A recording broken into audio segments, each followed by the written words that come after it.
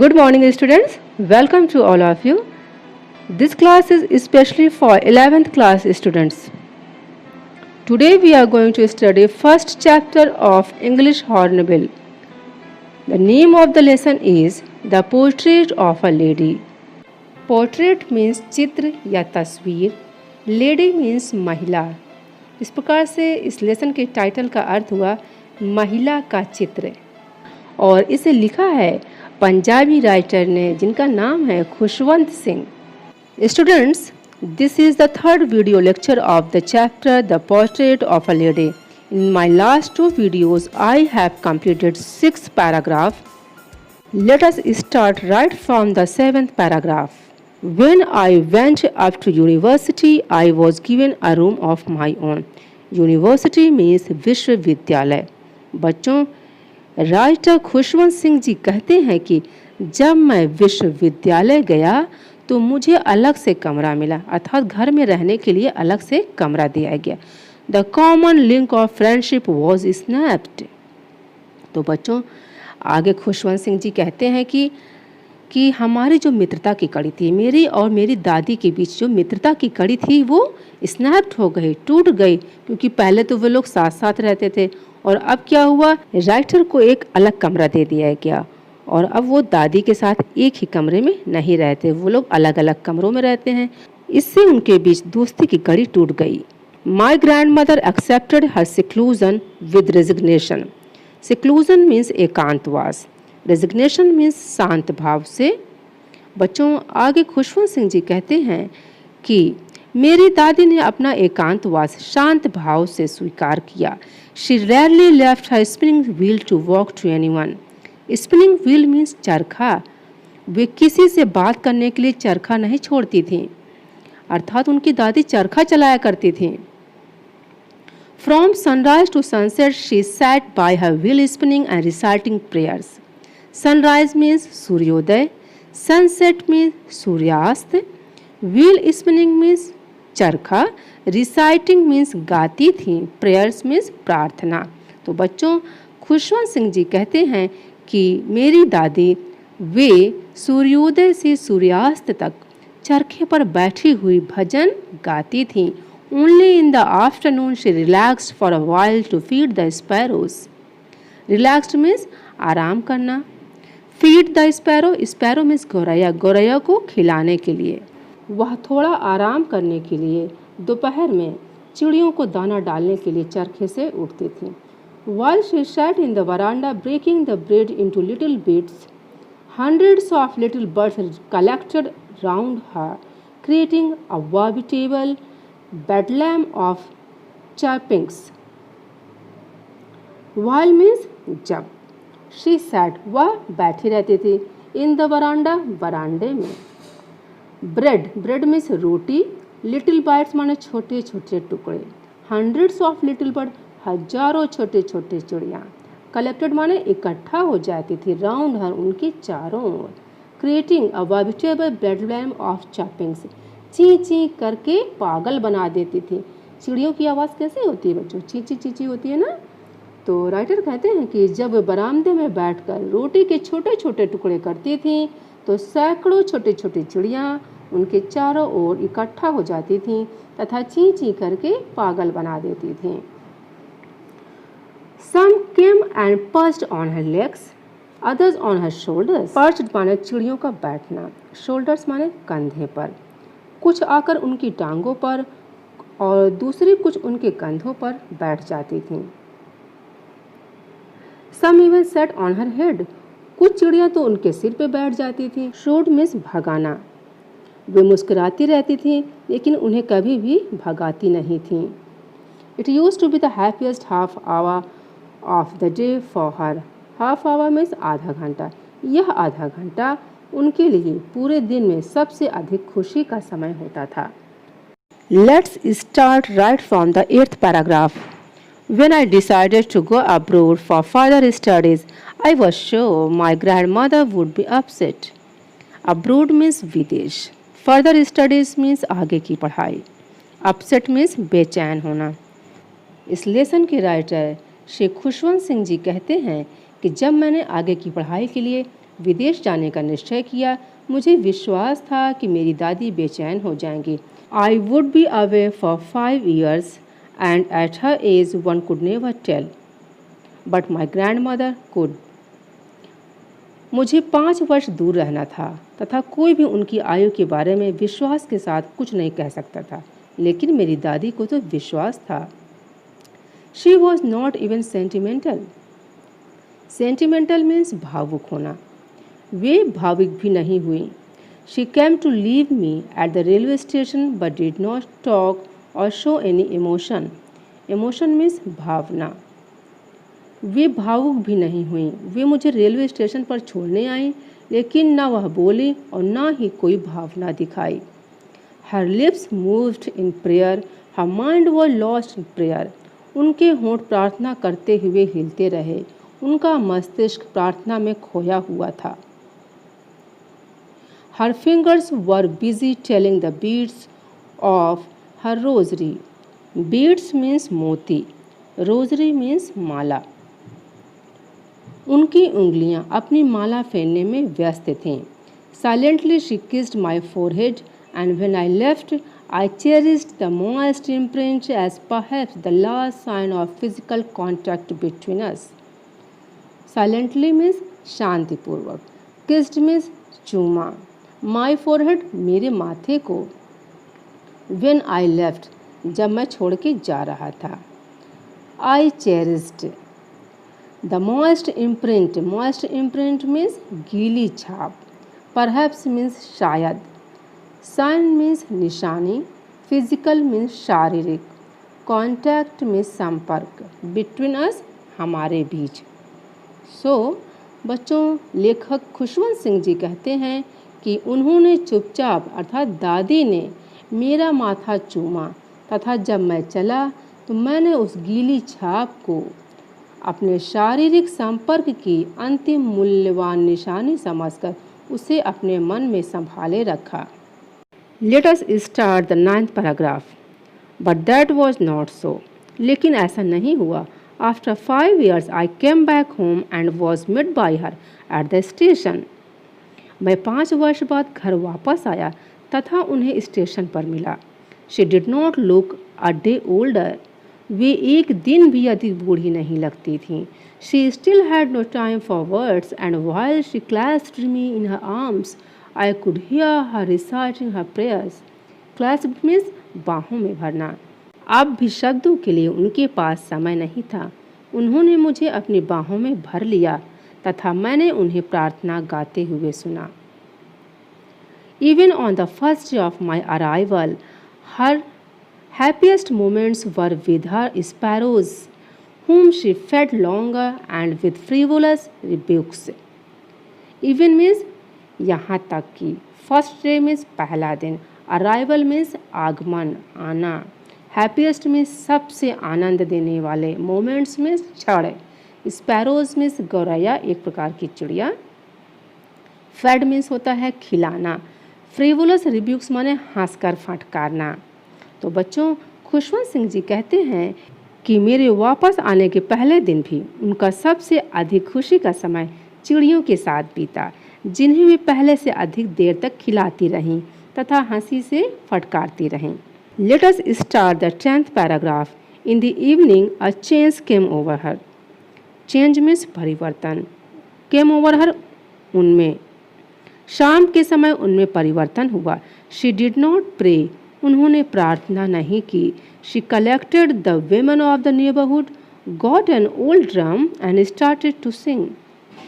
Collected means इकट्ठा किया, women means स्त्रियों को, neighborhood means पड़ोस, ओल्ड ड्रम पुरानी ढोलक, उन्होंने पड़ोस की महिलाओं को इकट्ठा किया तथा एक पुरानी ढोलक लेकर गाना शुरू कर दिया।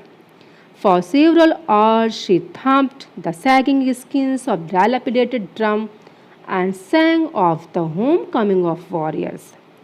Thumped means होता है बच्चों बजाना। The sagging skins of the dilapidated drum means ढीली ढाली ढोलक, जिस ढोलक की जो स्किन होती है, जो चमड़ा होता है, जो ढीला पड़ जाता है ना, ये इसका मतलब है। वॉरियर्स माने वीर योद्धा, तो आगे लेखक कहते हैं कि वे कई घंटों तक उस ढीली ढाली ढोलक को बजाती रहीं तथा वीरों के घर वापस आने के गीत गाती रहीं। We had to persuade her to stop to avoid overstraining. Persuade means होता है मनाना, राजी करना। ओवरस्ट्रेनिंग मीन्स अत्यधिक जोर मारना। तो बच्चों, लेखक कहते हैं कि हमें उन्हें अधिक जोर नहीं मारने के लिए राजी करना पड़ा। That was the first time since I had known her that she did not pray. यह पहला अवसर था जब मैंने उन्हें प्रार्थना नहीं करते हुए देखा।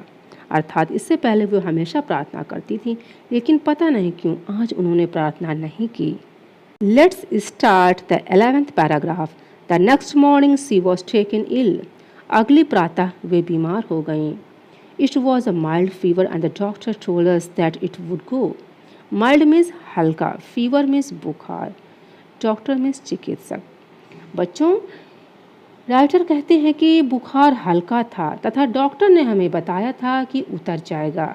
But my grand mother thought differently. Differently means भिन्न प्रकार से, थॉट मीन्स सोचना।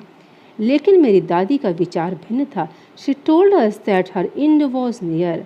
उन्होंने हमें बताया कि उनका अंत समय नज़दीक है, अर्थात वो मरने वाली हैं।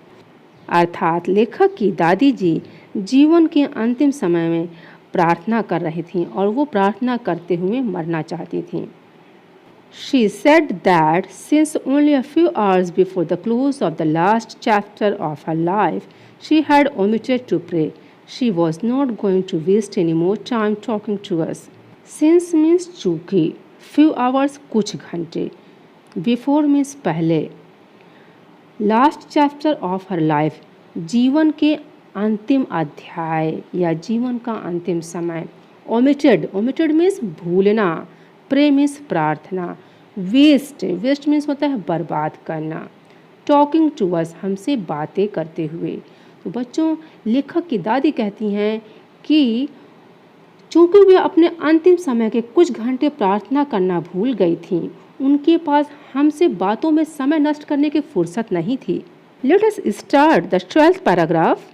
We protested. प्रोटेस्टेड मीन्स विरोध किया, हमने विरोध किया प्रार्थना करने का। But she ignored our protest. Ignore means ध्यान न देना, लेकिन उन्होंने हमारे विरोध पर ध्यान नहीं दिया। She live peacefully in bed praying and telling her beads. Praying means प्रार्थना करते हुए, पीसफुली मीन्स शांतिपूर्वक, टेलिंग हर बीड्स माला फेरना।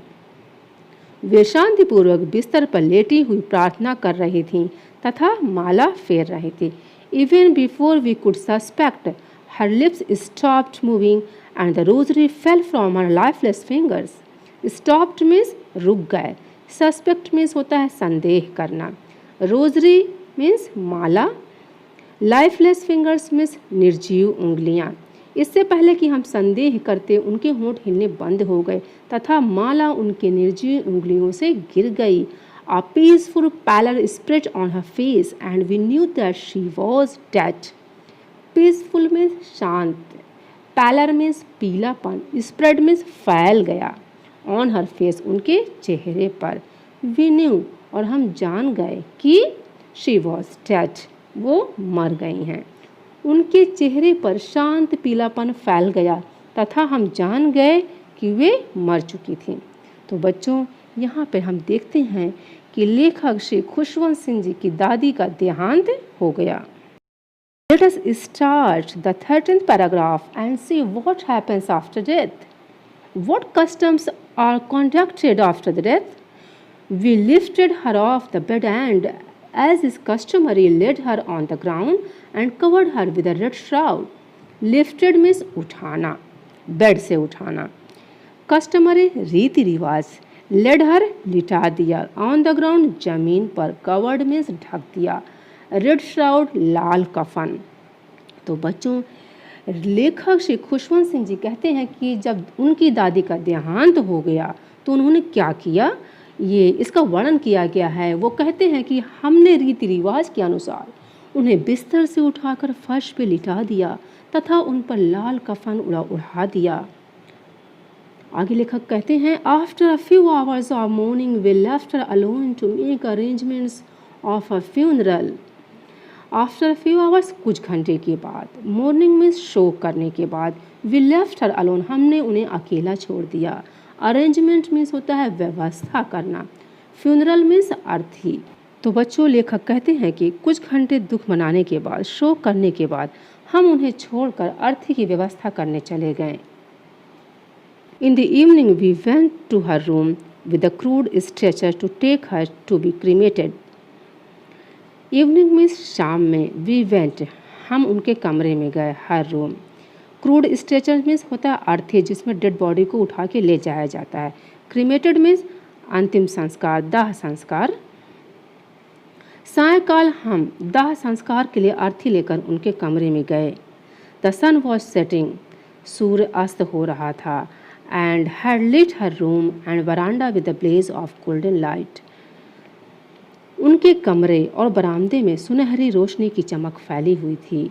We stopped halfway in the courtyard, courtyard means आंगन में, हम आंगन के बीच में ही रुके। All over the veranda and in her room, right up to where she lay dead and stiff wrapped in the red shroud, thousands of sparrows sat scattered on the floor. All over the veranda, पूरे बरामदे में, in her room, उनके कमरे में, right up to where she lay dead, जहाँ पर वह मरी हुई पड़ी थी, stiff means कठोर, wrapped in the red shroud, लाल कफन में लिपटी हुई, thousands माने हजारों, sparrows means चिड़ियाँ, गौरैया, स्कैटर्ड मीन्स बिखरी हुई थी, ऑन द फ्लोर जमीन में, पूरे बरामदे में तथा उनके कमरे में, जहाँ वे कफन में लिपटी हुई कठोर हुई पड़ी थीं, हजारों चिड़ियाँ, गौरैया बिखरी हुई बैठी थीं। बच्चों ये वही चिड़ियाँ हैं जिन्हें दादी अपने हाथों से रोटी के टुकड़े कर कर के खिलाया करती थीं। देयर वॉज नो चॉपिंग, लेकिन ये क्या, चिड़ियाँ तो आवाज़ कर ही नहीं रही थीं, वो चिड़ियाँ चींची नहीं कर रही थीं। We felt sorry for the birds and my mother fed some bread for them.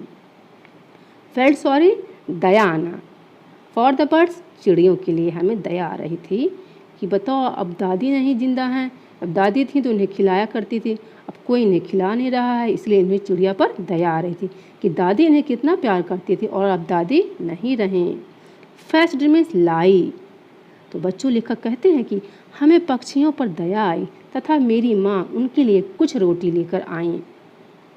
She broke it into little crumbs the way my grand mother used to and threw it to them. तो उनकी माँ ने क्या किया, उन्होंने जैसे मेरी दादी किया करती थी, रोटी के टुकड़े टुकड़े करके उनके पास फेंक दी। The sparrows took no notice of the bread, चिड़ियों ने रोटी की ओर ध्यान नहीं दिया। देखा बच्चों आपने, ये जो पक्षी हैं कितने इनको संवेदना हुई, दादी जब खत्म हो गई तो इन्हें इतनी दया है कि इन्होंने रोटी की ओर देखा तक नहीं।